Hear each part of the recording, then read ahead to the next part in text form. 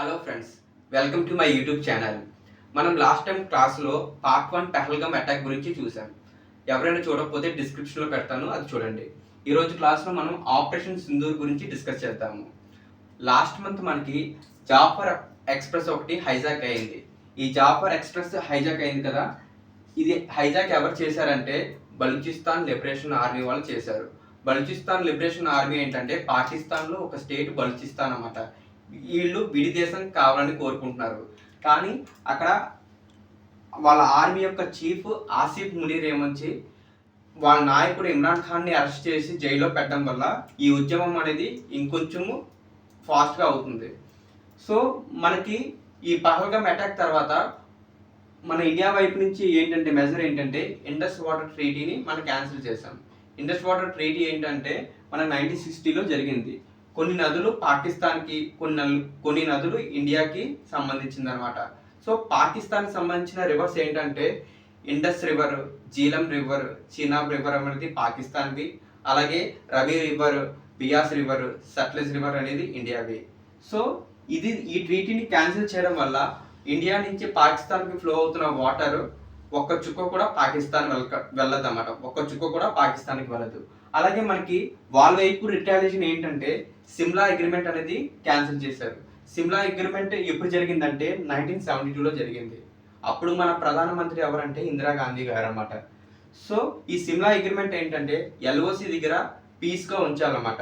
అది Shimla agreement. So మనం ఇప్పటి వరకు చూసుకుంటే హిస్టరీలో పాకిస్తాన్కి మనకి 4 సార్లు యుద్ధం జరుగుతుంది. 1947లో ఒకసారి, 65లో ఒకసారి, 71లో ఒకసారి, 1999లో ఒకసారి. 1947లో యుద్ధం జరిగిన తర్వాత జమ్మూ అండ్ కాశ్మీర్లో 2/3 పార్ట్ ఇండియాది, 1/3 పార్ట్ అనేది పాకిస్తాన్కి వెళ్ళిపోయింది అనమాట. యుఎన్ఓ రిజల్యూషన్ అనేది తీసుకున్నాము. 1965 జవహర్లాల్ నెహ్రూ గారు చనిపోయిన తర్వాత లాల్ బహదూర్ శాస్త్రి గారు మనకి ప్రధానమంత్రి అవుతారు. ఇతని ఒక వీకెస్ట్ ప్రైమ్ మినిస్టర్ అని చెప్పి ఆ టైంలో ఇంకో యుద్ధం జరుగుతుంది. కానీ ఈ యుద్ధంలో కూడా ఘోరంగా పాకిస్తాన్ వాళ్ళు ఓడిపోతారు. తర్వాత 1971లో మనం బంగ్లాదేశ్ గురించి మనం ఒక వార్ చేసి వారికి దేశాన్ని ఇస్తాం అనమాట. సో 1999లో మనకి కార్గిల్ యుద్ధం అనేది జరుగుతుంది. అందులో కూడా వాళ్ళు ఓడిపోతారు. కానీ ఇక్కడ ఆపరేషన్ శక్తి గురించి కూడా మనకు ఒకసారి చూద్దాం. యాక్చువల్గా మనకి 1998లో పోఖ్రాన్ న్యూక్లియర్ టెస్ట్ అనేది ఒకటి జరుగుతుంది. ఈ న్యూక్లియర్ టెస్ట్ చేసిన తర్వాత ఏమవుతుందంటే అమెరికా వాళ్ళు ఎందుకంటే న్యూక్లియర్ టెస్ట్ చేసి కాబట్టి అమెరికా వాళ్ళు ఇండియా మీద శాంక్షన్స్ వేస్తారన్నమాట. ఆ తర్వాత ఇదే మంచి అవకాశం భావించిన పాకిస్తాన్ 1999లో కార్గిల్ యుద్ధం మీద వస్తారన్నమాట. అప్పుడు మనకి ఏ దేశం నుంచి కూడా ఆయుధాలు అనేది తీసుకురావడం అవ్వదు. ఎందుకంటే అమెరికా యొక్క శాంక్షన్స్ మన మీద ఉన్నాయి.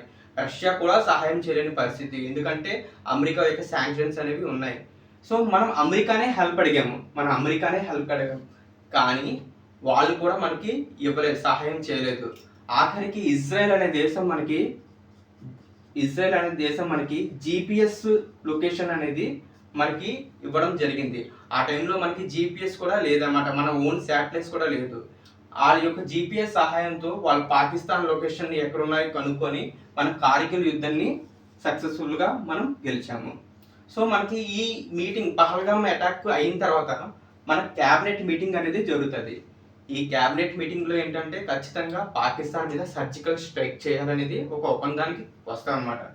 మనం ఒక 9 టెర్రరిస్ట్ క్యాంప్స్ మీద మరి అటాక్ చేస్తాం. 9 టెర్రరిస్ట్ పాకిస్తాన్ క్యాంప్స్ మీద అటాక్ చేస్తాం అన్నమాట. సో అటాక్ చేసిన తర్వాత వాళ్ళు ఏం చేయాలో తెలియక పూంచ్ సెక్టార్లో సివిలియన్స్ మీద దాడులు చేస్తారు. వాళ్ళు ఒక యుద్ధ విమానంతో కానీ ఒక మిసైల్ సిస్టంలో కానీ వస్తే మనం ఈజీగా వాళ్ళ లొకేషన్ని ఫైండ్అవుట్ చేస్తున్నాం. కానీ కొండల్లో దూరి ఒక సివిలియన్స్ మీద దాడి చేసిన తర్వాత మన ఈ వార్ ఇంకా బాగా పెరిగిందనమాట. సో మనకి కొన్ని డ్రోన్స్ ఉంటాయి, కామికాజీ డ్రోన్స్. S-400 అంటే ఏంటంటే ఎయిర్ డిఫెన్స్ సిస్టమ్. రాఫేల్ అనేది ఒక ఫైటర్ జెట్, ఆకాశ్ అనేది ఒక ఎయిర్ డిఫెన్స్ సిస్టమ్. ఈ కామికాజీ డ్రోన్స్ వాళ్ళ మీద ముందు అటాక్ చేస్తాం మనం. అటాక్ చేసి వాళ్ళ యొక్క ఈ కామికాజీ డ్రోన్ అటాక్ చేసి HQ-9ని ధ్వంసం చేసాం అనమాట. ఈ HQ-9 అనేది పాకిస్తాన్ యొక్క ఎయిర్ డిఫెన్స్ సిస్టమ్. ఈ ఎయిర్ డిఫెన్స్ సిస్టమ్ వాళ్ళు ఎక్కడి నుంచి తెచ్చుకున్నారంటే చైనా అనే దేశం నుంచి తెచ్చుకున్నాము. ఇక్కడ విచిత్రం ఏంటంటే క్యామికాజీ డ్రోన్ ఒక 10 lakhs రూపీస్ ఉంటుంది వాల్యూ. అదే HQ9 వాళ్ళ యొక్క డిఫెన్స్ సిస్టమ్ 16,000 crores అన్నమాట. చిన్న డ్రోన్ 10 లక్షల డ్రోన్తో మనం వాళ్ళ ఏ డిఫెన్స్ సిస్టమ్ని మనం నాశనం చేయగలిగాము. అలాగే S-400 అనేది మనకి రష్యా వాళ్ళు ఇచ్చిన ఒక డిఫెన్స్ సిస్టమ్ అన్నమాట. దీన్నే మన ఇండియన్ ఆర్మీ ఏమంటారు అంటే సుదర్శన్ చక్రం అనేది అంటారన్నమాట. ఈ S-400 అనేది ఈ F-16 J-17 విమానాన్ని చిత్తుగా మనము వాళ్ళని కాల్చి పడేస్తాం అనమాట.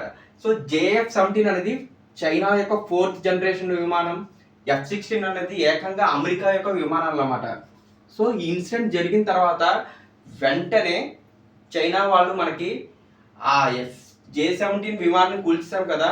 సో మేము యాక్చువల్గా వాళ్ళు ఎప్పుడో ఇచ్చిన విమానాలు మాకు ఈ యుద్ధానికి ఎటువంటి సంబంధం లేదని చెప్పారన్నమాట. అలాగే అమెరికా కూడా పాకిస్తాన్ తీవ్రంగా వాళ్ళ మీద ఏంటంటే యాక్షన్ తీసుకున్నారు. అసలు మా యుద్ధ విమానాలు ఎందుకు వాడమన్నా నీకు ఆల్రెడీ హెచ్చరించాం కదా అని చెప్పారన్నమాట. సో అలాగే రాఫెల్ యుద్ధ విమానాలు కూడా మనకి ఉన్నాయన్నమాట. రాఫెల్ యుద్ధ విమానాలు కూడా ఉన్నాయి. సో అలాగే ఆకాశ్ ఎయిర్ సిస్టమ్ ఒకటి సర్ఫేస్ టు ఎయిర్ అన్నమాట. Surface to air defence system అంటే ఏంటి, భూమిపై నుంచి గాల్లోకి ఏదైనా సరే మనం నాశనం చేయొచ్చు అన్నమాట. అంటే డిస్ట్రాయ్ చేయొచ్చు. ఏ మిసైల్స్ వచ్చినా సరే మనం భూమిపై నుంచి గాల్లోకి వచ్చిన ఏ మిసైల్స్ అయినా మనం అన్నమాట. వాళ్ళకి చివరికి ఏంటంటే మనకి ఫాతే ఒక మిసైల్ టెస్ట్ చేసి మన మీద ప్రయోగించాలని చూశారు. సో ఈ ఫాతే మిసైల్ సిస్టమ్ ప్రయోగిస్తే ఖచ్చితంగా మన ఇండియా తరపు నుంచి అగ్ని మిసైల్స్ అనేవి ప్రయోగిస్తారు. అలాగే మనకి రీసెంట్లో మనకి ఎగ్జామ్లో పాయింట్ ఆఫ్ వ్యూలో ఇంపార్టెంట్ ఆపరేషన్ చూసుకుంటే మనకి ఆపరేషన్ సింధూర్ అంటే ఇప్పుడు జరుగుతున్న పహల్గామ్ అటాక్ మీద రిటాలియేషన్ కోసం మనం ఆపరేషన్ సింధూర్ అనేది మనం పేరు పెట్టాము. ఆపరేషన్ గిల్బిటార్ అన్నమాట. మనం 1965లో పాకిస్తాన్లో యుద్ధం జరిగింది కదా, దాని యొక్క ఆపరేషన్ పేరు ఆపరేషన్ గిల్బిటార్. సో ఆపరేషన్ శక్తి మనం ఫస్ట్ మన పోఖ్రాన్ 2 టెస్ట్ చేసాం కదా, పోఖ్రాన్ న్యూక్లియర్ టెస్ట్ 1998లో. దాని యొక్క ఆపరేషన్ పేరు ఏంటంటే ఆపరేషన్ శక్తి అని పెట్టాము. నెక్స్ట్ ఏంటంటే ఆపరేషన్ విజయ్. ఆపరేషన్ విజయ్ మనకి 1999లో కార్గిల్ యుద్ధం మీద గెలిచాం కదా, దాని పేరు ఆపరేషన్ విజయ్ అని పెట్టారు. ఆపరేషన్ గంగా మనకి రష్యాకి యుక్రెయిన్కి యుద్ధం జరుగుతుంది కదా, అక్కడ చిక్కుకున్న భారతీయుల్ని ఇండియాకి సేఫ్గా తీసుకురావాలని చేసిన ఆపరేషన్ పేరే ఆపరేషన్ గంగా. అలాగే ఆపరేషన్ అలస్కా ఫ్లడ్ మనకి లాస్ట్ ఇయర్ చూసుకుంటే మనకి ఇజ్రాయెల్కి హమాస్కి యుద్ధం జరుగుతుంది. ఈ హమాస్ వాళ్ళు ఏముంచి ఇజ్రాయెల్ మీద యుద్ధం చేస్తారు కదా, దాని యొక్క ఆపరేషన్ పేరు ఆపరేషన్ అలస్కా ఫ్లడ్.